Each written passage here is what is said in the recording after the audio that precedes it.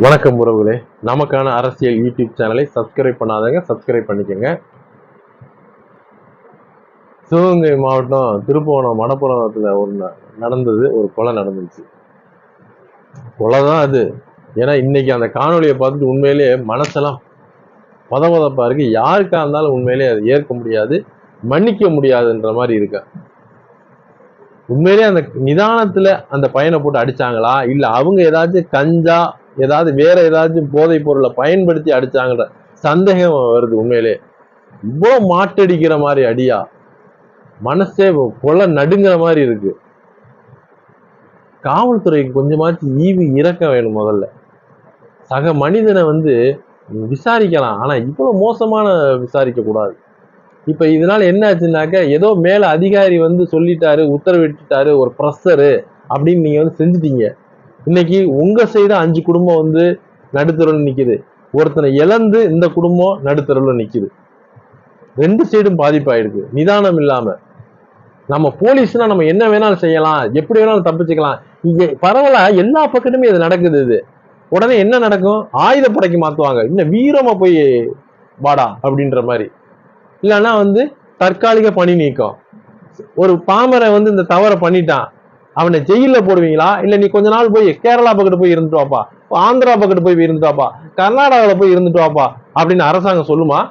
அது என்னையா காவல்துறையில ஒரு தவறு பண்ணிட்டா ஒன்னு ஆயுதப்படைக்கு மாத்துறீங்க, இல்லைன்னா தற்காலிக பணி நீக்க மாத்துறீங்க, இல்லைன்னா காத்திருப்போர் பட்டியலுக்கு மாத்துறீங்க.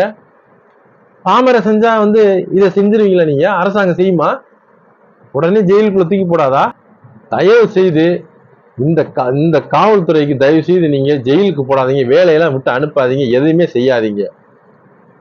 யூனிஃபார்ம் கலரை மாத்துங்க, அதே வேலையை கொடுங்க. இந்த குடும்பமும் காப்பாற்றப்படும், இறந்து போன குடும்பமும் ஒரு பையனை பறிகொடுத்த குடும்பமும் காப்பாற்றப்படும். இவங்க வாங்குற சம்பளத்துல ஒரு 30,000 வாங்குறாங்களா, ஒரு 20,000 இவங்க யாரை கொண்டாங்களோ அந்த குடும்பத்துக்கு கொடுக்கணும், மீதியா அவன் குடும்பத்தை வச்சு பாத்துக்கணும். உடனே மக்கள் கேட்பாங்க, ஏய் இந்த மாதிரி செஞ்சாச்சுன்னா நிறைய காசு லஞ்சம் வாங்குவாங்கயா. யூனிஃபார்ம் கலரை மாத்திருங்க. இந்த மாதிரி யாரெல்லாம் தவறு பண்றாங்களோ, அரசு அதிகாரி அரசியல்வாதி யாராச்சும் தவறு பண்றாங்களா, அவங்களுக்கு யூனிஃபார்ம் கலரை மாத்துங்க. இப்ப காக்கில இருக்கா, வேற கலர், தண்டனை பெற்று வேலைக்கு இருக்காங்கன்னா அவங்களுக்கு யூனிஃபார்ம் கலரை மாத்துங்க. முதல்ல வேலைக்கு போகட்டும், சம்பளம் கொடுங்க, கொடுக்குற சம்பளமே கொடுங்க. பாதிப்பு இந்த 5 பேர்னால ஒரு குடும்பம் பாதிப்பு அடைஞ்சிருக்குல்ல, அதை யாரு பாப்பா? மக்கள் வரி பணத்துல இருந்து நீங்க எடுத்து கொடுப்பீங்களா? நீங்க 5 பேரையும் கொண்டு போய் நீங்க ஜெயிலுக்குள்ள வைப்பீங்க, மக்கள் வரி பணத்துல இருந்து சோத்த போடுவீங்க, நல்ல ஜம்முன்னு பாதுகாப்பா உள்ளுக்குள்ள இருப்பாங்க. இந்த குடும்பம் நடுத்தருவில் நிற்கும். இந்த குடும்பத்துக்கு என்ன பண்ணுவீங்க? மக்கள் வரி பணத்தை எடுத்து கொடுப்பீங்க. என்னமோ இனி அந்த மாதிரி தவறு செய்யக்கூடாது. இனி ஒருத்தங்க தவறு செய்யாம இருக்கணும்னா நீங்க சட்டத்திட்டங்களை மாத்துங்க. நீங்க போய் ஜெயிலுக்குள்ள போட்டு சோற போட்டு அந்த இதெல்லாம் வேண்டே வேண்டாம். எங்க வேலை, எங்க தப்பு நடந்துச்சோ அங்கேயே தான் இருந்து அவங்க வேலை செய்யணும். மாற்று யூனிஃபார்மா வேற கலர்ல யூனிஃபார்ம் கொடுத்து வேலை செய்ய விடுங்க. அப்ப மக்களுக்கு தெரியும், இவன் தப்பு பண்ணியிருக்கேன், அதனாலதான் யூனிஃபார்ம் கலரை மாத்தி வேலை செஞ்சுக்கிட்டு இருக்கேன். அப்ப வெளியில போய் 20 கொடு 100 கொடு, வண்டிக்கு லைசன்ஸ் இருக்கா அது இருக்கான்னு கேட்க முடியாது. மக்கள் எடுத்து அடிச்சுட்டு போயிடுவேன்.